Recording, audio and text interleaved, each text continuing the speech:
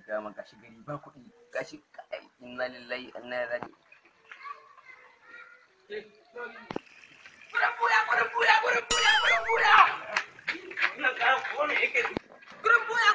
Gurin buya.